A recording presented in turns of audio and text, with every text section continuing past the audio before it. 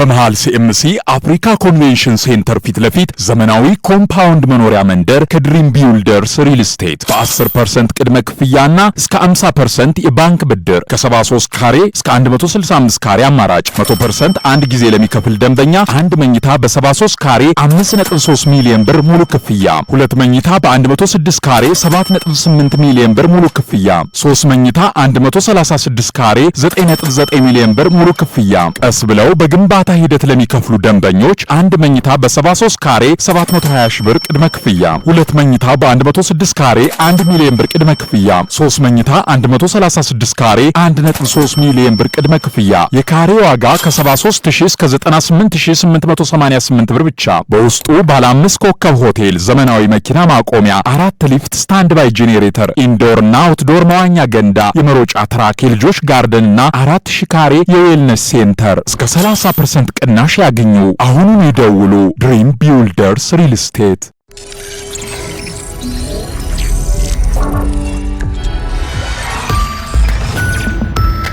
ጤና ይስጥልኝ። ይህ አዋዜ ነው። የዕለቱን ዋና ዋና ጉዳዮች እንመለከታለን። በላይ በቀለ ነኝ። ኢራን አሜሪካ ላቀረበችው አዲስ የሰላም ዕቅድ ምላሽ መላኳ ተነገረ። ቴሄራን ለአሜሪካ የሰላም ዕቅድ በፓኪስታን በኩል ምላሽ መላኳ ከመነገሩ ውጪ ዝርዝሩ አልታወቀም። አሜሪካን ብትሆን ለኢራን ስላቀረበችው ዕቅድ በዝርዝር አልተገለጸም።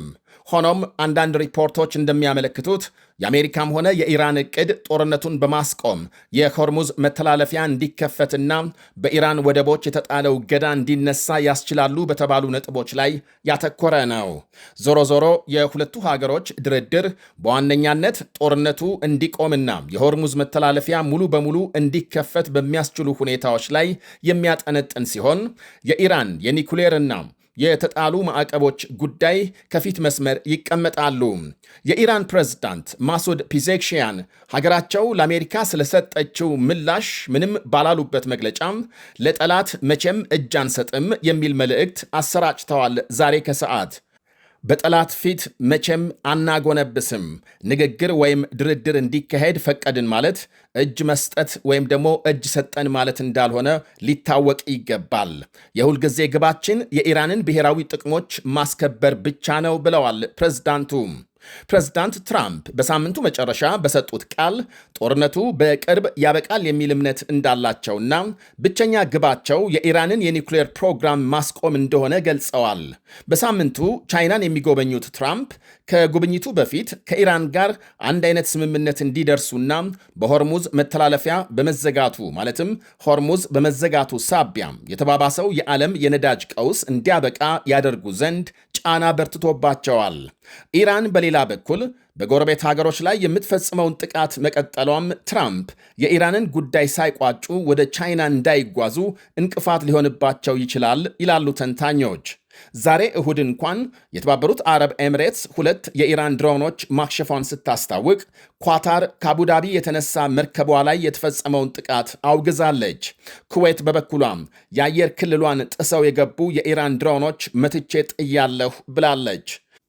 አሁን ቴሄራን የሆርሙዝ መተላለፊያን ዘግታ የፈለገችውን መርከብ ብቻ በማሳለፍ የበላይ መሆኗን ለማሳየት ስትሞክር ለዓለም ገበያ በየቀኑ ከሚቀርበው ነዳጅ 1/5 የሚተላለፍበት የሆርሙዝ ሰርጥ እንዲከፈት የተለያዩ ሀገሮች ግፊት ማድረጋቸውን ቀጥለዋል። የኳታር ጠቅላይ ሚኒስትር መሐመድ ቢን አልታሃኒ የሆርሙዝ መተላለፊያ በአስቸኳይ እንዲከፈት መጠየቃቸው አንድ ማሳያ ነው።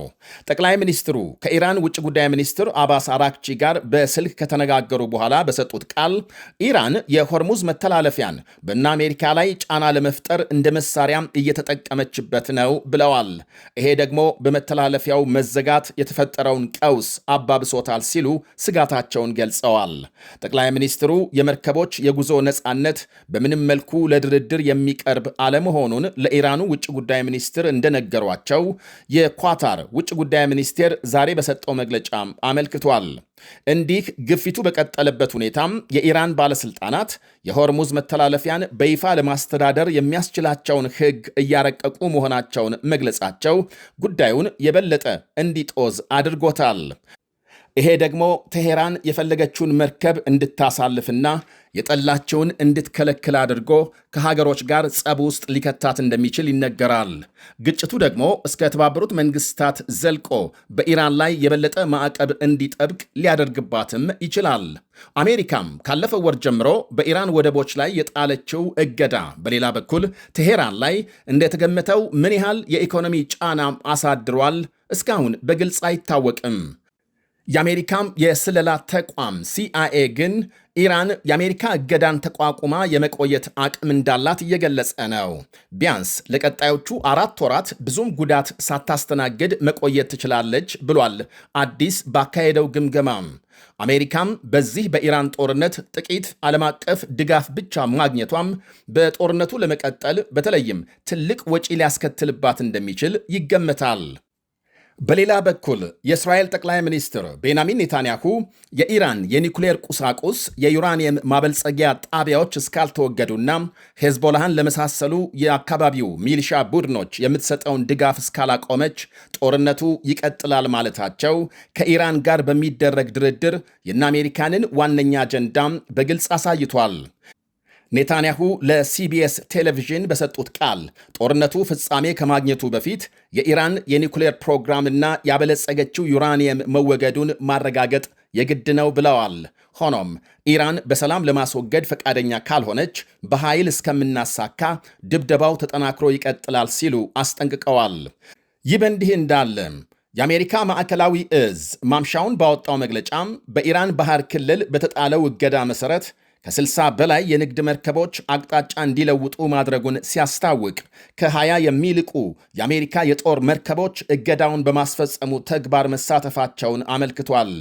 ፈረንሳይና ብሪታንያም የሆርሙዝ መተላለፊያን ለማስከፈት በሚካሄድ እንቅስቃሴ የሚሳተፉ ግዙፍ የጦር መርከቦቻቸውን ወደ አካባቢው መላካቸው ሲነገር፣ ይህም የኢራን መሪዎችን ስጋት ላይ መጣሉን የተለያዩ ዘገቦች ገልጸዋል። የኢራን ውጭ ጉዳይ ሚኒስቴር ዛሬ ባሰራጨው ጽሑፍ የፈረንሳይና ብሪታንያም እንዲያም ሲል የሌሎች ሀገሮች እንቅስቃሴ ዓለም አቀፍ ሕጎችን የሚጥስ ነው ሲል ያደረበትን ስጋት ገልጿል። የፈረንሳይ ፕሬዝዳንት ኢማኑኤል ማክሮንና የብሪታንያ ጠቅላይ ሚኒስትር ኪር ስታርመር በሆርሙዝ ሰርጥ የመርከቦችን የጉዞ ነፃነት ለማረጋገጥ የሚካሄድ ተልዕኮን የሚመሩ ሲሆን ዓላማውም ራስን በመከላከል ላይ የሚያተኩር እንደሚሆን ገልጸዋል። የእስራኤል ሄዝቦላህ ውጊያ ዛሬም ተጠናክሮ ሲቀጥል ማምሻውን የእስራኤል ጦር በደቡባዊ ሊባኖስ ለአንድ ከተማ ኤሌክትሪክ የሚያቀርብ የኃይል ማመንጫ ጣቢያ መምታቱ ሲነገር በእስራኤል ሊባኖስ ድንበር የአደጋ ጊዜ ድምፅ መሰማቱን ዘገቦች አመልክተዋል። ሄዝቦላህ የሮኬት ጥቃት መፈጸሙን ተከትሎ ነው የአደጋ ጊዜ የተሰማው ተብሏል። ትላንት ቅዳሜ እስራኤል በፈጸመችው ድብደባ 39 ሰዎች መገደላቸውን የሊባኖስ ጤና ሚኒስቴር አስታውቋል።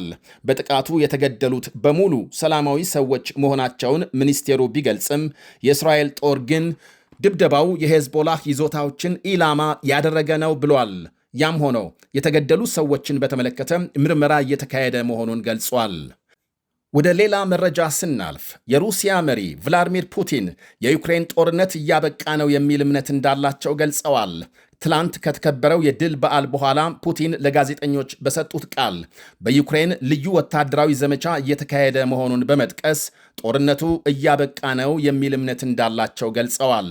ለዩክሬን ድጋፍ ይሰጣሉ ያሏቸውን የምዕራብ ሀገሮችንም አውግዘዋል። እንደተለመደው የትላንቱ የድል በዓል ዩክሬን የድሮን ጥቃት ልትፈጽም ትችላለች በሚል ስጋት የታንክና የሚሳኤል ሰልፍ ሳይካሄድ ቀርቷል።